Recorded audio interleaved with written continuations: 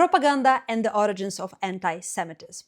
Hello everyone, welcome to this video. Today we have another beautiful sunny day here in the Scottish Highlands, and in this video I want to talk a little bit about the origins and the types of anti-Semitic propaganda and how this is linked with extensive persecution that the Jewish people experience throughout Europe, at least for the last 1,000 years. So before I begin, I want to clarify something that maybe wasn't so clear from my previous video where I spoke about how I got tricked by Palestinian propaganda. Well, I got tricked when I was 18, shortly after I had first arrived in the UK, coming from US. So at the time, I had no knowledge about propaganda or even about what was happening in Israel whatsoever. It was only 10 years later when I got my PhD in propaganda studies that I understood the manipulation. We all know from looking at history that for the last 1,000 years, especially in Europe, the Jewish people have been extensively persecuted.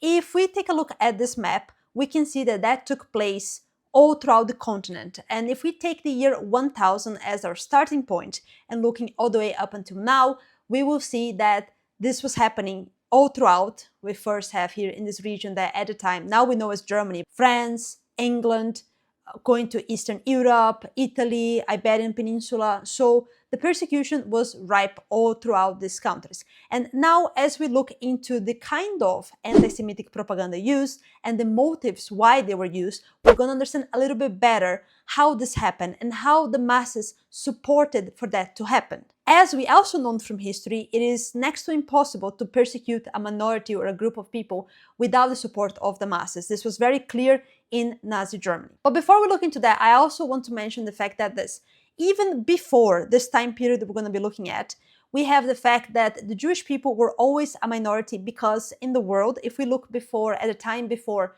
Islam or Christianity were created, if we look at the time, the ancient world, ancient Egypt, Babylon, all these places, they were pagan polytheistic societies. So the Jewish faith that is monotheistic and always has been since the beginning, always stood out as a minority group. And this in itself was a reason for persecution to happen. Right, so we have here, as we can see from this map and as we know from history, that in the last 1,000 years in Europe, Jews were persecuted. So why did this happen, right? So the first reason is the church. So the church, at the time, we had the Crusades taking place.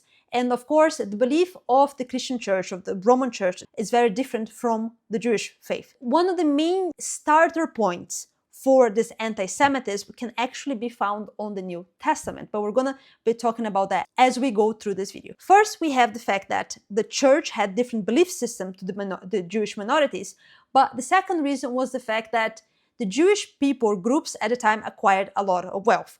And not only the church, but monarchs at the time, like the Habsburgs, like the Romanovs, like the British Crown, they were interested in confiscating this wealth. So how did this come to be? One thing that you should be taking into account is that because the Jewish minorities were targeted and harassed during those times of the church, there was no opportunities for Jewish people to engage in society and have trade skills and work with society to make money. So at the time, the Christian church did not allow for the lending of money with interest. So there was a gap in the market that the Jewish people that were ostracized to the darkest corners of economy in Europe took an advantage of. And with that became the first bankers. And another work opportunity for the Jewish people at the time were to be merchants. So they were the people that were buying, selling, so they were making a lot of money.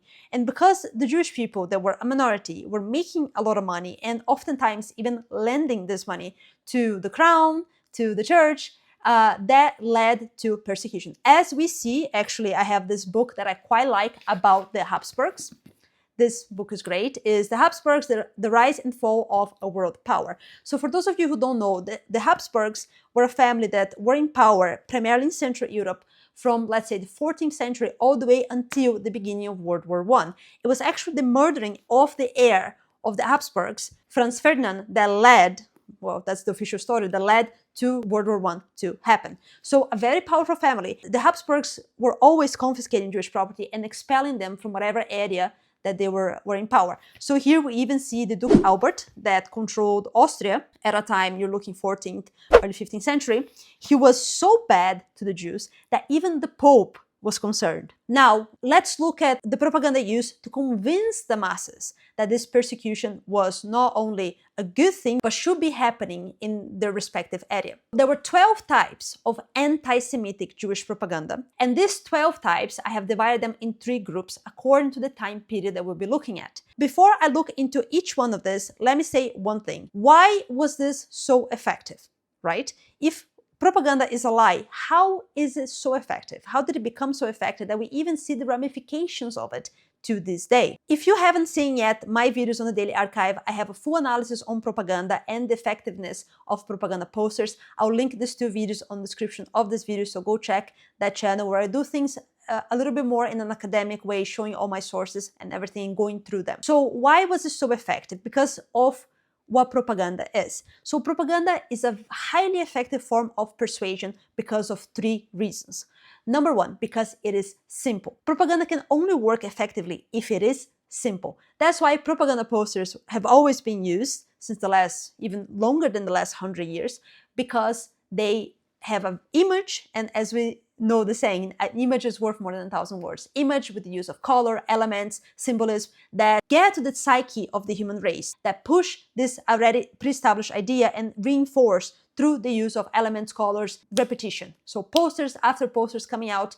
That's why we see that happening in World War I, World War II, and throughout the Cold War. The second reason is didactic. Once you know the target audience of where you're trying to spread this propaganda, if you adjust the didactic for that audience, if you have the correct didactic, which propaganda always, if somebody is good at propaganda, they will have the correct didactic for that target group, then you have an effective use of propaganda. So you're not simply just saying something, you're giving a speech. You are creating a didactic that is simple and that is targeted to that group. And the third reason is that propaganda is often, and when we talk about governmental and religious propaganda, a lot of times it is based on lies. When you're trying to persuade something, and remember, there's 3 types of propaganda. You have white, gray, and black. White propaganda is when you're advertising something that is true. Now, this we see in business quite a lot when somebody's advertising their product or their services, nothing wrong with that. Gray is a mix of both. You're saying truth, but you're also saying lies. And black propaganda, which is entirely lies. Propaganda, political and religious, often just uses the black side of propaganda, which is making up a lie, which means you don't need facts to back it up. So this is how and why propaganda is truly effective. Now, back to the different types of anti-Jewish propaganda. Let's start with this first 5. So the first one is the devil or devil worshipper. Obviously, this, we can see references for that even in the New Testament when we have the phrase synagogue of Satan, right, in the book of Revelation. The devil worshipper would be the attempt to showing Jews as worshipping Satan and being against, because it is a different faith than what the Catholic Church at the time that dominated everything with the Christian Church. Well, if they don't worship like us, it means that they worship the devil. And from taking phrases like that, synagogue of Satan from the New Testament, they kind of had a backing of that. But all these types of propaganda, they link with each other. This was used even recently in 2002 by Qatar. There's a chart here where we see a devil monster with the Jewish Star of David. Again, these propagandas, even though they were first introduced in medieval times, we can still see them today. We even have an image, right, a legend of the Jew calling the devil from a vessel of blood in 1560. So this takes us to the next one, which is the child murderer. And it's very simple to say why these 2 are lies. The child murderer, as you can see, also one that originated in the medieval times, was the idea that Jewish people were killing Christian children primarily and drinking their blood during festivities like the Passover. Now, we know this is a complete lie because one of the main things, one of the laws of Jewish faith is to not consume blood. Jews are not allowed to eat blood. That's why they eat kosher meat. This idea is completely insane. Anybody with basic knowledge of Judaism through Jewish faith knows that this is a lie. So the child murderer and the devil worshipper, they went kind of hand in hand. And as we see here, it has the spiritual idea, right? The religious element. If they are not from our religion, it means that they're evil. Okay, so then we have, again, now the third one that completes this very much is the Jesus killer. So we know that the Romans crucified Jesus, but of course, because of the New Testament, because of Paul, in my opinion, somebody who, even though he claimed to be a Hebrew, could have even been an infiltrated Roman spy, was very anti-Semitic. And this is the idea that it was the Jews that were behind the murdering of Jesus. So again, a very easy tactic here to use the Christian public against the Jewish people, throw them against each other. And we can even see here on a poster from 1943, Polish poster of anti-Jewish propaganda, where the text reads, "The mortal enemy of Christianity." Now, the next one is the animal. The animal is very interesting because the animal kind of branches into other types, as we're going to see. But the animal is the idea of comparing a Jewish person to an animal. Why? This technique, which is called zoomorphism, subconsciously on the mind, humans look at animals as inferior beings. So when you compare a person from a group, in this case, the Jewish people, to animals like rats, like even here it was said they were compared to vermin, whatever other animals you want to use, when you create this, you claim that a person is like an animal, you are removing the human aspect of it. You're dehumanizing these people or this group. So by doing this, it made it easier for people to target them without feeling guilty, because they thought, well, they're not human, they're less than human, they're like animals. Very somber technique here. The last of this group, and again, why is this a group? Because this ideas originated in that medieval time frame. The last one would be the vampire. So the vampire ties in with the idea of drinking blood and the comparing of a person to an animal, which is the fact that, you know, they could turn into a bat and that they were parasitic in their form, like a vermin, and then they were sucking not just the blood in the literal sense there, but in the figurative sense of where they're sucking the resources because they were the bankers that were lending money on interest and so on and so forth. So these were 5 separate groups. And remember, in medieval Europe, tales of vampirism were all the rage. They were everywhere. I mean, there were beliefs of this. We see even in Romania, we have Dracul. I actually visited his castle in Brajov, and he did have torture chambers. So he did do some weird stuff. So you can see why people in medieval times could easily believe in the idea that vampires existed. And yes, they were accused of doing these horrible things, which we know again, Jewish people do not consume blood. Now, let's go on to the second time period here, the 19th century. The 19th century, we now have a time where society is a little bit more advanced, more modernized, right? We had industrial revolutions take place. So humanity is now more developed. And this is what I call now the 19th century technique, which is mainly based on this book right here. The Protocols of the Learned Elders of Zion, as I mentioned, this was when I started studying propaganda, which was 2019. This is one of the first things that I studied and analyzed myself, and I came to the conclusion, even before I dig deep into Judaism, that this was a lie, simply because of the way it was written and everything. I can make a video just about this on a separate day. But this was commissioned by Russia, by the Romanovs, in the 19th century. So why did this happen? Of course, we see that the Russians at the time, the Russian government, the Tsarist government, wanted to confiscate the Jewish property and gold and everything and kick them out from the land. And it is thanks to this that we have now the next 5 types of anti-Semitic propaganda that we are going to look here. So the first one, quite known even to this day, is the octopus. So the octopus is the idea that you have this tentacles of control. Again, this comes from the original animal technique of propaganda, where the Jews were compared to an animal to dehumanize them. So you have this idea of Jews being compared to the octopus because of tentacles, as we can see here in this image, that would spread around the world and control the world. The second type is the fat banker. This, yes, goes back to the fact that the Jews were the first bankers and pushed the idea that because they did lend money to the powers that be, that they were this kind of fat banker, kind of like the robber barons of the Gilded Age in America. Of course, I'm sure there have been bad Jewish people that have done wrong things, but just the same as there have been bad Christians and bad Muslims and bad atheists all throughout history. So this,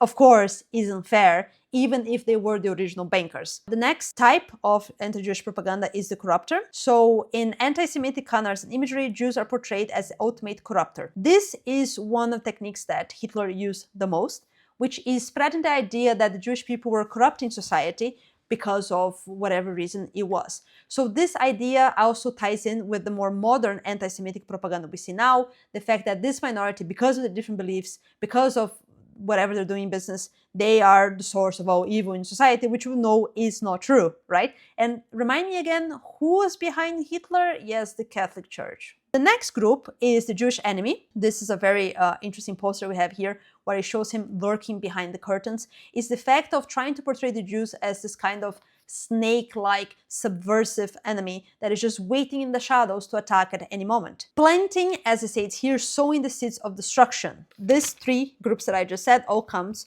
from here, from what was written here, this idea, and you can see even the caricature of the Jew with the big nose, this idea that they're putting their fingers, their tentacles around the world, that they control everything, that they're behind everything, so then everything can be blamed on them, so then it's plausible the idea to persecute them. Now the next and final method of anti-Jewish propaganda in this group is the controller. Same premise, guys, exact same thing. As we see here, this image of a man weaving a web of control with Jewish spiders across the world. The poster is from German-occupied Serbia in 1941. The text in Serbian reads, "Its weapons, democracy, masonry, communism, capitalism." As we see here, we see two very clear patterns, right? So the first phase, which is a time where the church had the most control, we see the 5 types of propaganda that focus on the spiritual side of things. On more modern times, where the world is going towards a more secular path, we see 5 methods of propaganda that don't rely solely on the spiritual side of things, but on the financial and power, society, political power side of things. So the propaganda here has an evolution to fit in with the world beliefs and with the direction the world is going. So these 5 last groups is all about the fact that to spread ideas that they are behind everything that happens, they control all the things that happen in the world, and their tentacles spread wild and far. If this was true, then how come they were so persecuted and get kicked out of places so often? Now, coming into modern times I would class as the last 100 years, we have 2 groups or 2 kinds of propaganda. The puppet master, yes, an evolution of the 5 previous groups, which is the concept of a Jewish puppet master pulling the strings behind the scenes and controlling the world, leading to conspiracy theories as we have now. And this ties in with the last group, which is the warmonger. The warmonger, like the enemy behind the curtains, is financing and commanding wars across the globe. So that's the idea that Jews are behind all the wars that happen. And we know for a fact this is complete BS, because even if we look at World War I and World War II, especially World War I, the Jews had nothing to do with it. It was simply families of Europe that were all interlinked thanks to Queen Victoria that decided to fight amongst themselves. And with that, bringing the worst war that humanity had ever seen. Now, World War II can be a little bit more complicated because we have the creation of the State of Israel. But who were the main victims of World War II? It was the people that were getting gassed in the chambers. So how could they have been behind all of this? The Cold War, of course, Cold War was something that was entirely for power and resources around the world. Actually, my PhD is in the Cold War, so I will be talking a lot about that in the near future. As you have seen here, these were the 12 main types of anti-Jewish propaganda. That's the evolution that it had from its beginning in the medieval times with the church all the way until recent times. And it was thanks to this propaganda that the powers that be at the time, church and monarchy, had a reason and convinced the masses that persecuting Jews was okay. So I hope you have enjoyed this video. Please check my other channel, the Daly Archive. As a matter of fact, on the Catholic Church, I made a video about Propaganda Fide, which was the first official propaganda organization. It was officially created by the Catholic Church in the 16th century. Go check my other channel. And thank you very much for being here. Please leave a comment on your thoughts about this. Share, like, and subscribe. Thank you, and have all a great day.